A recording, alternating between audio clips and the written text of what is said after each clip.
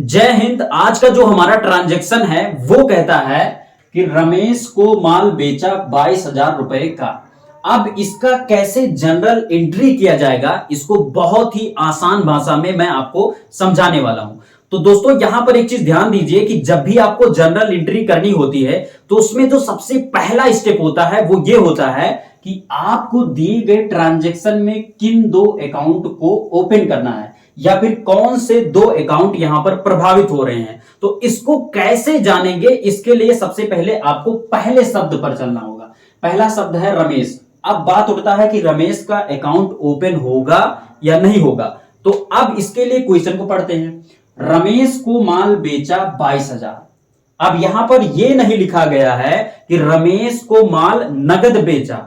यहां पर जब नगद नहीं लिखा गया होता है ट्रांजैक्शन में, तो हम मान लेते हैं कि ये जो ट्रांजैक्शन है ये उधार किया गया है। अर्थात जो हम माल बेचे हैं रमेश को, वो उधार बेचे हैं।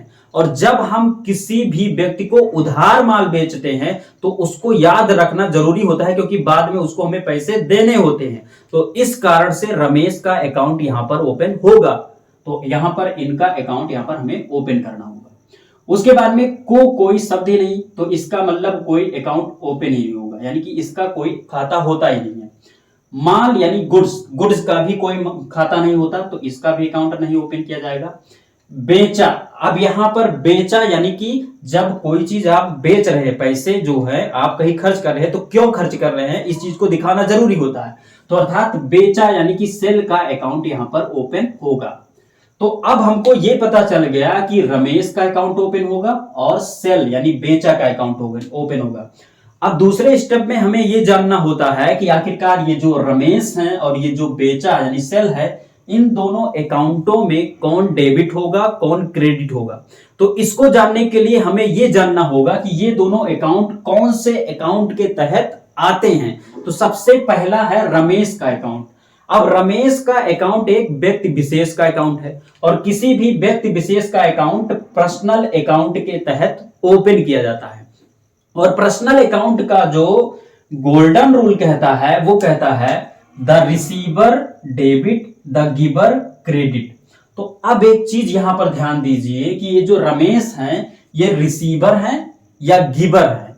तो अब इसके लिए देखो, रमेश को माल बेचा यानी रमेश कौन है, रमेश जो है वो रिसीवर है, क्योंकि हमने रमेश को माल बेचा है। तो रमेश माल को रिसीव करेंगे, अर्थात ये रिसीवर है। तो ये क्या हो जाएंगे, डेबिट हो जाएंगे।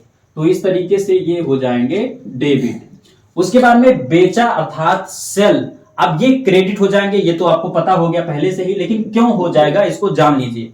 दोस्तों सेल अकाउंट जो होता है वो आपका खोला जाता है नॉमिनल अकाउंट के तहत। और नॉमिनल अकाउंट का जो रूल कहता है, गोल्डन रूल, वो कहता है all expenses and loss debit, all income and gain credit. तो अब एक चीज ध्यान दीजिए, जब आप कोई चीज बेचेंगे तो बेचने पर आपको इनकम होगा या फिर आपका लॉस होगा। जब आप कोई चीज बेचेंगे तो आपको पैसे मिलेंगे, अर्थात आपका इनकम होगा। तो यहां पर क्या हो रहा है, इनकम, अर्थात ऑल इनकम एंड गेन क्या हो रहा है, क्रेडिट। तो इसी कारण से यहां पर ये क्रेडिट हो गया। अब इसको लिखा कैसे जाएगा उसको यहां पर जान लीजिए। यहां पर आप लिखेंगे बाई, यहां पर हो जाएगा Ramesh account, by Ramesh account debit कितना, 22,000। उसके बाद में टू सेल अकाउंट क्रेडिट 22,000।